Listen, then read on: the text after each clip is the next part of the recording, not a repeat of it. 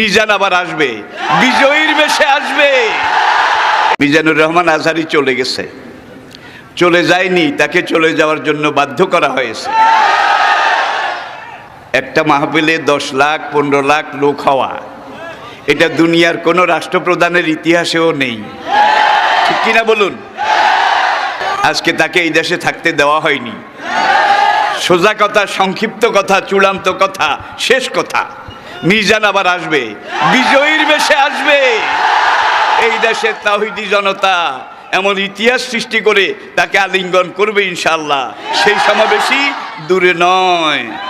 আমাদের সেই দিনী ভাই, আমার সেই সুযোগ্য সন্তান, অচিরে আল্লাহ তাকে আবার আমাদের মাঝে ফিরিয়ে আসার মতো, আনার মতো সৌভাগ্য, পরিবেশ, পরিস্থিতি এটা তিনি যেন দান করেন। সবাই বলুন আমিন।